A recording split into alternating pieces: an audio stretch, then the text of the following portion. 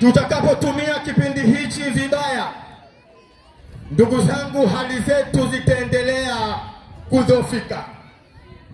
Kweli si kweli? Tokea tumeanza harakati hizi za uchaguzi wa kuwapata viongozi kwa kutumia njia ya demokrasia, katika jimbo letu la Magomeni tumekuwa tunaongozwa na CCM ambao wameshindwa kutuletea maendeleo katika jimbo letu. Kwani si kweli? Hebu tuangalie mfano mdogo. Katibu Mahinda pale alisema hawa ni watu walaji, na ndio maana tunawaona wanapokuwa katika harakati zao za kuchaguana. Jamani, kuna mwakilishi ambaye kahudumu hapa miaka 15 yupo. Inapofika ile miaka 5 anayopewa, basi watu wanaomba aondoke kwa sababu hana katibu na viongozi wengine mnaambatana na mkoa, viongozi wa matawi, wanachama wenzangu, wananchi wenzangu, wakazi wa jimbo la Magomeni. Kwa jina naitwa Bakari Mlongoma. Nimesimama hapa kwanza kuomba dhamana ya kusimamia jimbo letu kwa pamoja, kwa sababu tumechoshwa kuwa tunachagua mwakilishi wa baadhi ya wajumbe wa chama fulani. Maana si mwakilishi wa hata hao wajumbe wote, ni mwakilishi wa baadhi ya wajumbe ambao kawatenga mwenyewe kwa shughuli zake na kuhakikisha ndio wanaompigia kura kumrejesha katika nafasi anayohitaji. Kwa nini nasema nataka tutengeneze uongozi, tupate uwakilishi uliosimama, tupate madiwani waliosimama, tupate mbunge aliosimama? Sera yetu sisi, mtakapotuamini na kutupa dhamana katika jimbo la Magomeni, kipaumbele chetu cha mwanzo ni kujenga kituo ambacho kitawaunganisha wananchi, si wajumbe wala wanachama wa chama fulani. Tutajenga ofisi ya jimbo la Magomeni, si ya chama. Hicho ndio kipaumbele chetu cha mwanzo. Katika ofisi hiyo tutakuwa na kamati maalum ya maendeleo ya jimbo letu, ambao tutakuwa na wajumbe wa aina 4. Wajumbe wa aina 4 hiyo ni vijana, wanawake, wazee na watu wenye mahitaji maalum. Ndani ya ofisi hiyo na kamati hiyo ndiyo tutakayoshirikiana kupanga Magomeni tunahitaji nini katika shehia ya Songea, tunahitaji nini katika shehia ya Kwamtuwanyeni, tunahitaji nini katika shehia ya Magomeni, tunahitaji nini katika shehia ya Mbeya. Tutakapofanya hivyo, ina maana maendeleo yetu tutafikia kwa haraka. Uwezo kwa mshahara wa mwakilishi na mbunge hatuwezi kufikia kila jambo, isipokuwa fursa mtakazotupa tutazitumia kuifikisha Magomeni pale inapostahili. Tunakuombeni mtuamini, na mtuamini kwa sababu tunategemea na tunamuombea kiongozi wetu Othman Masoud Othman kuwa rais wa Zanzibar. Al-Hakiri huyu mtakapompa nafasi ya urais, akishirikiana na wawakilishi, madiwani na wabunge, sisi tuliosimama mbele yenu, tunakuhakikishieni kwamba tunakwenda kuwa watumishi wa wananchi, hatuendi kuwa mabwana. Tunatoa mfano, tunaambiwa kila siku tunajengewa. Zimejengwa nyumba za fahari na Dr. Ali Mohamed Sheikh. Wametolewa maskini waliokuwa wanamiliki vibanda kwa hali, wakapewa nyumba ambayo kidogo inastahili kuishi binadamu. Huyu bwana mkubwa, bwana mdogo aliyokuja sasa hivi kajenga magereza, kajenga kwa Mchina, lakini thamani ya chini ya nyumba aliyojenga anauza milioni 150, kachukua kiwanja chetu sisi cha wazi.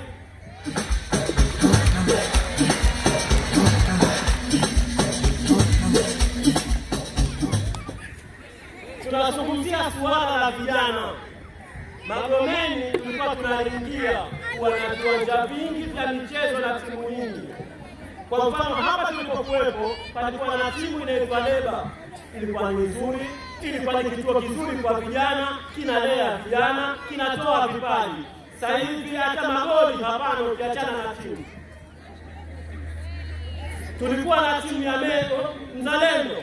Sasa hivi Mzalendo pamezungurushwa mabati. Vijana wetu wanaelekea wapi? Wakacheze wapi? Tutarajie wafanye nini badala ya kukaa kwenye vijiwe wakafikiria yale yasiyoweza hata kuelezeka hapa? Tunachokuombeni ndugu zetu wa Magomeni, itizameni timu yetu ya ACT tuliyoleta. Tumemleta Haji Dude Haji, ni mzaliwa na mkuaji katika jimbo la Magomeni, shehia ya Magomeni, bado anaishi katika mazingira hayo hayo. Ndugu zangu, moja ya kazi ya mbunge katika bunge la Jamhuri ya Muungano wa Tanzania ni kuikosoa na kuielekeza serikali juu ya mambo wanayoyafanya, juu ya mambo wanayoyapanga na juu ya mambo yanayoendelea kufanyika.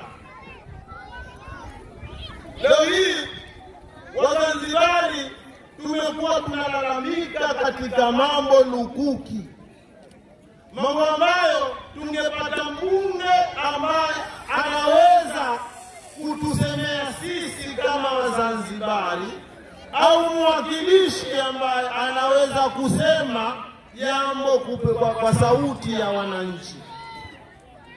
Mimi nataka munichague ili niwe sauti yenu. Nataka munichague ili niwe mtumwa wenu. Ndugu zangu, naomba mfano mmoja. Mjue kama sisi Magomeni hatujapeleka mbunge wala mwakilishi katika baraza la wawakilishi. Wakati anatawala Dr. Sheni, nadhani mnajua nyinyi nyote hapa, vijana wa Magomeni tumeambiwa kwamba ajira si lazima serikali, tumekubali. Tukasema tuingie katika madaladala, na tukaamini kwamba hii sisi ni ajira kwetu. Wengine wakachagua wakasema tuingie kwenye mabodaboda, na tukaamini tukasema kwamba hii ni ajira kwetu. Lakini kwa bahati mbaya leo hii unamwambia konda akakate begi kwa shilingi 60,000 ambayo aliacha Dr. Sheni kwa shilingi 12,000.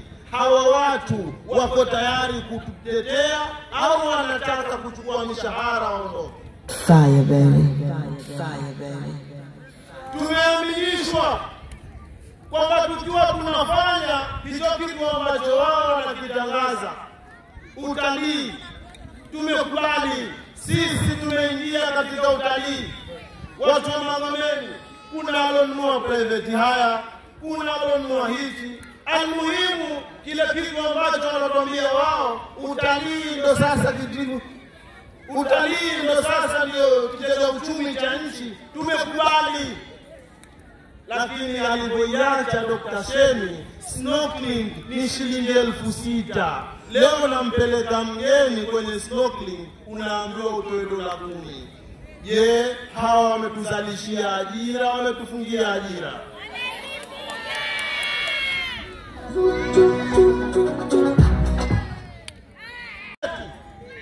Kama wametufungia mianya ya kupata pesa ili ndugu zetu na wake zetu na mama zetu waweze kuishi katika maisha ambayo sisi tunayatamani kama ACT Wazalendo, kwa nini tung'ang'anie kuwachagua watu ambao hawatuwazii sisi, wanawazia familia zao? Hapo umetolewa mfano kwamba tunachagua watu wa Magomeni kwa sababu tu wanatoka chama fulani, lakini hatuchagui kutokana na utendaji wao. Hivi mimi niwaulize swali, kuna CCM gani Magomeni? Kuna CCM gani Magomeni aliyekuwa amefaidika na mbunge na mwakilishi aliyepita? Ukipita kulia utaambiwa kuna ugomvi, sijui huyu hamtaki huyu. Ukipita kushoto kuna ugomvi, sijui huyu hamtaki huyu. Sasa unajiuliza, wakiwa viongozi hawatakani, sio wananchi tunatakiwa na nani?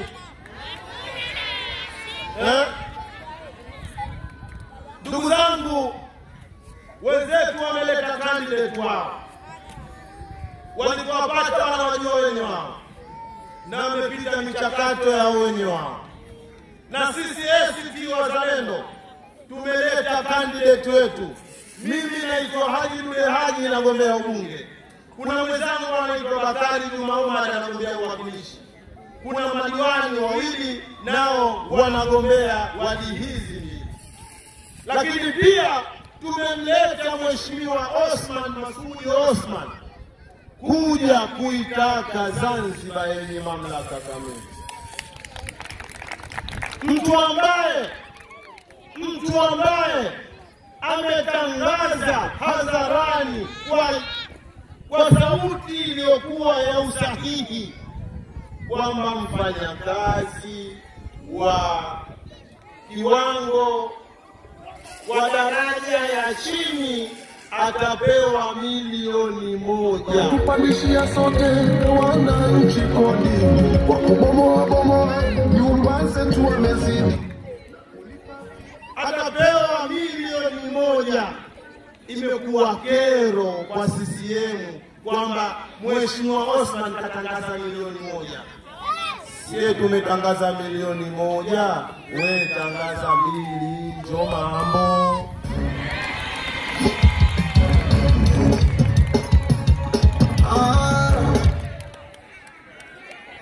Ndugu zangu, tusikae tukafanywa kwamba sisi ndio mageti ya kuwafikisha watu juu. Leo hii wanatuambia wenye wao ambao wametangulizwa mbele na Chama cha Mapinduzi kwenda kuitetea chama chao, ndio hao wanaanza kupanga kutengeneza timu zao za kuja kuwachagua wao siku ya 2030. Sasa huwa najiuliza mimi, sasa hivi mtu hajapita kuwa mwakilishi, hajapita kuwa diwani, hajapita kuwa mbunge, ashawaambia wenziwe, bwana sisi tukishinda tu wao wote tunawakata. Sasa wakishakatwa wanakwenda wapi na kwa CCM? Sisi tunawaomba, mkishakatwa njoni ACT Wazalendo, tunakupokeeni. Tupeni jimbo tuwaletee mabadiliko, tupeni jimbo tukaitetee Zanzibar tuipate mamlaka kamili, tupeni jimbo tuende tukajitambulishe Zanzibar ijulikane kama Zanzibar. Ndugu zangu, natakiwa nimkaribishe Al-Habir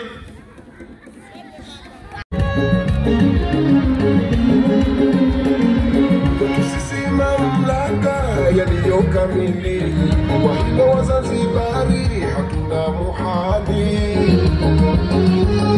Sisi mamlaka yaliyokamili.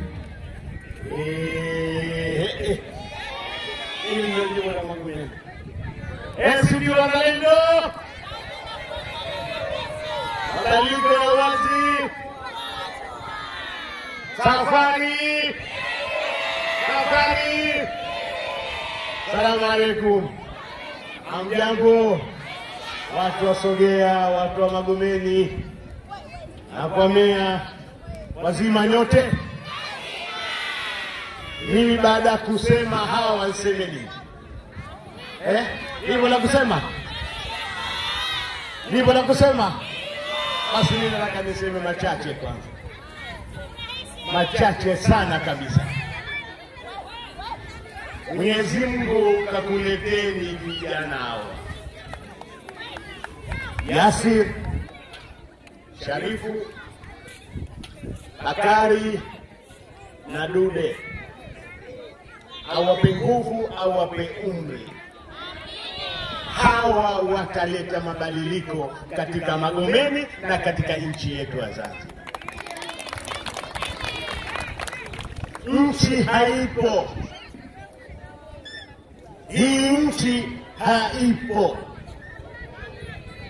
Hii nchi haipo. Hakukuwa na nia njema kwenye muungano wa nchi. Julius Kambarage Nyerere hakuwa na nia njema na Zanzibar. Lengo ilikuwa ni kuimeza Zanzibar. Na hapa ilipofikia, wazee wangu, ndugu zangu, wanangu, wajomba zangu wa Magomeni, acheni siasa mbali hizo, tuikomboe Zanzibar yetu. Tuache. Marehemu Mzee Karume alipoona hali sio, mwaka 71 aliwachukua wenzake wote wa Baraza la Mapinduzi, wazee wetu wote, kina Mzee Hassan Nasoro Moyo, Said Washot, wote akawavalisha nguo za kijeshi, akaenda Dar es Salaam kuonana na Nyerere. Walikwenda na mambo yao, wakamwambia haya, tulikubaliana, hatujafanya, tunataka wenyewe nchi yetu. 72 akauliwa nchi. Tupo. Marehemu mzee wetu Mzee Jumbe kaingia kwenye serikali. Alipofika pahala, Mzee Jumbe akaona hapana, Zanzibar inamezwa, akasimama, wakamuondoa, akawekwa kizuizini, kaandika vitabu mpaka kafa. Mwenyezi Mungu amlipe pepo. Katuonyesha kama Zanzibar hakukuwa na lengo la muungano, lengo lilikuwa ni kuimeza Zanzibar. Tupo. Dr. Salimini kaka miaka 10 akafika pahala akasema hapana baba taifa wala babu wa taifa hapa. Au sio? Akagoma Dr. Salimini kwenye mambo mengi mno sana katika nchi. Lakini mtawala nyuma yake marehemu Mzee Idrisa katawala kipindi kimoja tu cha miaka 5. Alikuwa na uwezo wa kuendelea. Alipoonekana anasimama na haki za Zanzibar, wakaekwa pembeni. Kwa hivyo alomkuta Mzee Jumbe, Mzee Idrisa, Dr. Salimini akaja na sehemu yake kupigia kelele Zanzibar. Akafuatwa Dr. Amani Karume. Tumemuona msimamo wake aliokuja kuweka Karume, Dr. Amani Abedi Karume, ndio akafanya marekebisho 10 ya katiba ya Zanzibar, akairejesha kwenye katiba kama Zanzibar ni nchi ikiwa na mipaka yake na mikoa yake. Kasheni kaja huyu alokuja sasa. Ya Rabbi, wazee wangu na ndugu zangu, achana na Chama cha Mapinduzi, okoa nchi yako. Huyu kaja, huyu alokuja ameomba tena arejeshwe. Wallahi billahi tallahi anatupeleka kwenye serikali moja. Kesha wafanye yote makubwa. Nchi mdomo wa serikali ZBC hapa anamleta mtu kutoka bara, hapa na watu. PBZ benki ya Zanzibar haijapatapo kutokea, alimweka mtu ambaye hakutoka Unguja wala Pemba. ZRB akaleta kutoka upande wa pili. Wingi unaojiwa watu.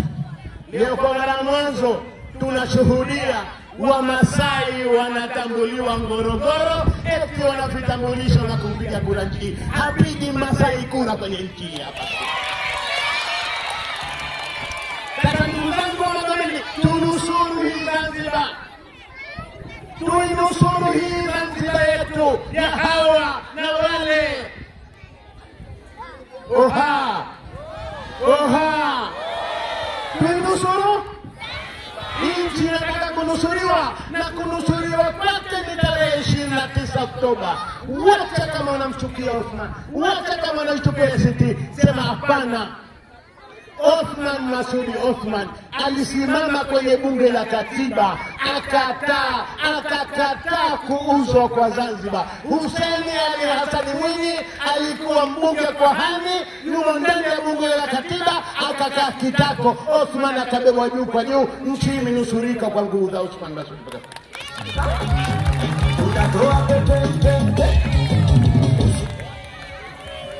Hatukusema nyeupe na nyeusi. Wallahi watatumaliza. Nchi inaingiliwa, nchi wingi wa watu, nchi haina thamani tena. Ardhi za watu zinachukuliwa, vilimo vya watu vinachukuliwa. Shida katika nchi. Tunataka tufanye mabadiliko, na si mabadiliko mengine yote. Oktoba 29 tukamchagua Othman Masoud Othman. Na tumpe Bakari yake mwakilishi, wende ndani ya baraza wakasimamia kubadilisha sheria. Na tumtume Dude ende Dodoma akawaambie kama wanataka serikali tatu sawa, hawataki tutagawana ambao kila mtu achukue chake anachotaka.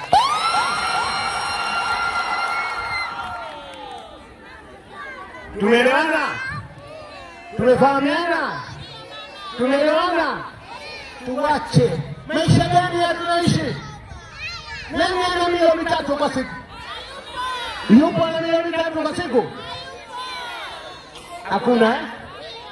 Muda umefika, na sisi si watu wa kuvunja sheria.